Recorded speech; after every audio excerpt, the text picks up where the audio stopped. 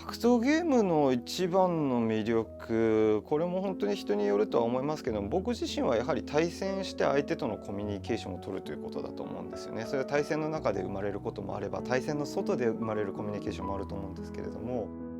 やはり対戦を経て、そういうものが生まれる文化というのが、個人的にはそのゲームセンターで育ってきた身としてはすごく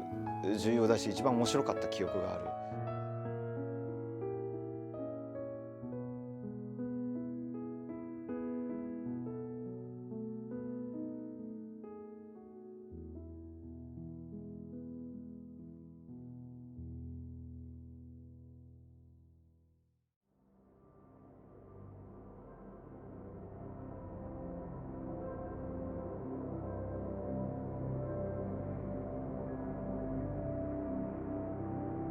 まず5年ぶりの新作ということですね。ゲルティギアとしては最新作なんですけれども、どちらかというと本当に完全に新しいタイトルを作るつもりで設計しました。というのもですね、やはりギルティギアシリーズというのは常にこう歴史を重ねてきてですね、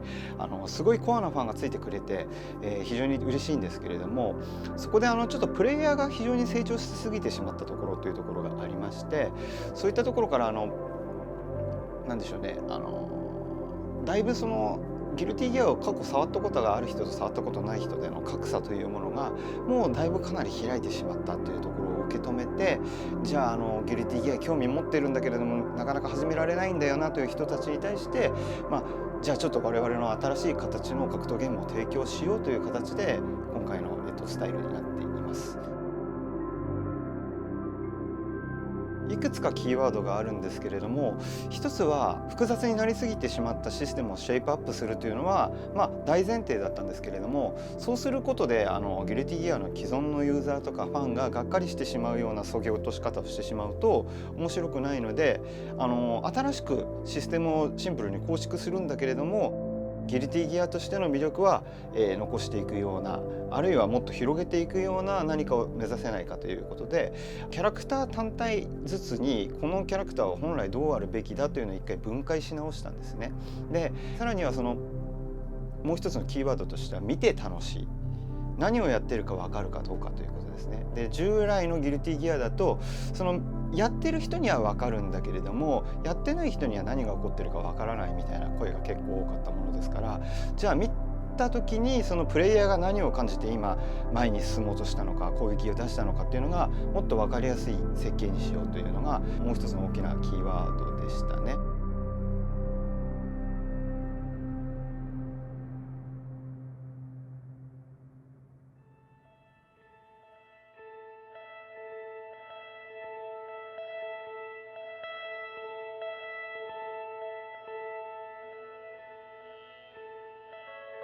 現場には相当首はやはり突っ込んでますね。例えば、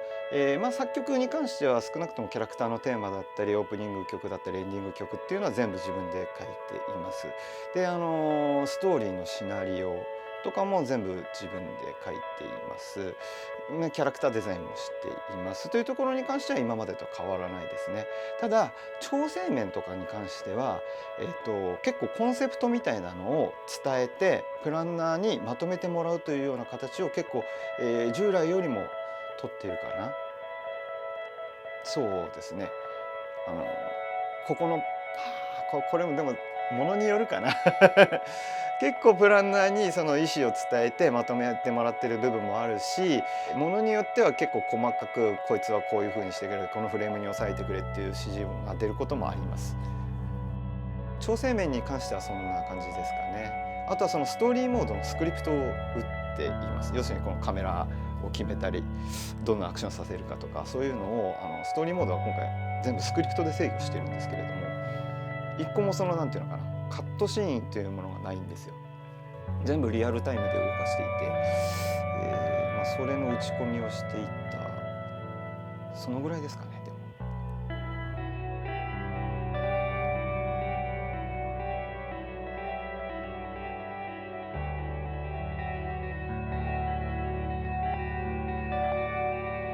クリエイターとしての側面が、結構強く出たんじゃないかなっていう気はします。イグザードの時はどちらかというとギルティギアの従来のスタイルの完成形というものを提示するために、結構ゴールが分かっている部分があった。でそれに向かってみんなで一番ちゃんといい形を目指してゴールしましょうというところがあったんですけれども、ストライブに関して言うとゲーム性においてもアートに関しても結構模索している時間が最後の最後まであった。どこが着地地点なんだというところがある意味ではスタッフは見えないまま進んでいるところとかが結構あって、僕にしかわからないゴールがあったりとか、そういう意味ではやはり昔のスタイルに近くなっているような気がします。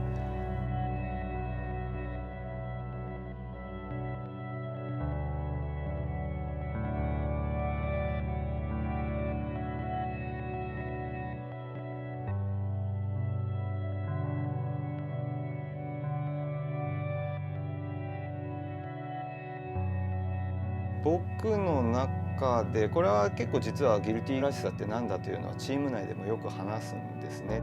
プランナー一人一人によって結構意見が違ったりするんですが、僕の中ではやはり発見が必ずある。遊べば遊ぶほどひょっとしたらこういうことができるんじゃないのかというような発見があるというところがギルティギアらしいかなと。でその発見をするとまた先に発見があるみたいなところとか、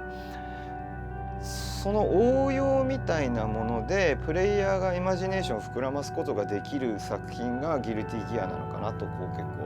構思っていて、でそれが詰め込みすぎてしまったがゆえにちょっとイグザーノのシリーズまではさすがに新しい人たちが入ってこれ来にくい状態にはなっていたのかなという気がするんですが、スタートラインを一緒にしてしまえば学ぶことは一緒になってくると思うので、新規のプレイヤーも既存のプレイヤーもそういうところで、今までにはない新しい発見を今回はいくつか用意させてもらって、で数自体は従来よりは減ってるかもしれないんですけれども、それを応用することによってひょっとしたらこんなことができるかもしれない、あんなことができるかもしれないというところはちゃんと用意できたかなと思っています。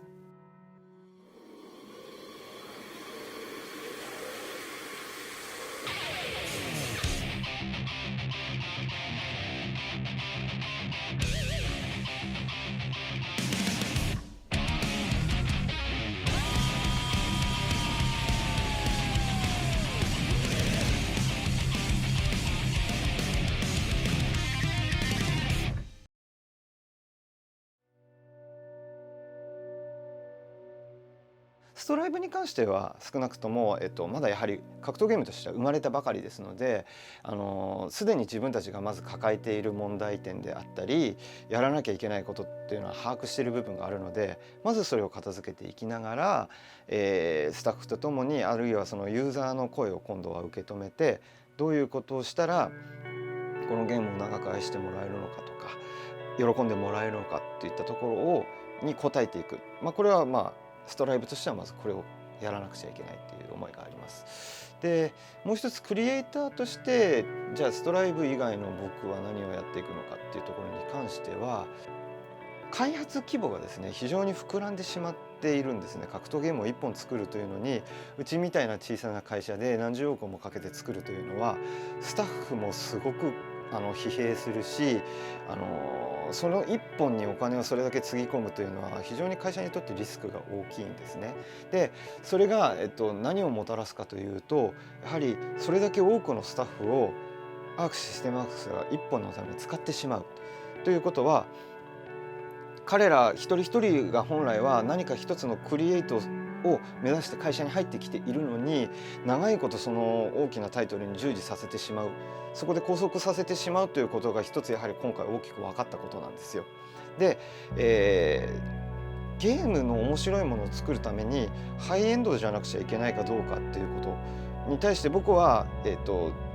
ノーだと思っているんですね。で、それはなぜそう思ったかというとですね、今日本の、例えばニュース記事みたいなゲームの関連のニュース記事を読んでいくと目に入ってくるものがですね、非常にお金をかけたハイエンドな作品かインディーズのゲームしか出てこないんです。で要するに、非常に中規模程度の企業が作ったゲームのタイトルというものが全然出てこないんですね。ニュースの中に。なんでだというところが、非常に思いまして、やはり望まれているものに応えるために企業がやるところが非常にそのハイエンドに偏っているのかなっていう感覚がありまして、だったら企業今そのインディーズの規模でも企業の、選定したクリエイターだったり組織力がちゃんとあの規模感の中で面白いものを想像していったらもっとたくさん面白いものを作るチャンスがあるんじゃないかっていうふうに僕は考えていて、どちらかというとしばらくはそちらを成長させたいという気持ちの方が強いです。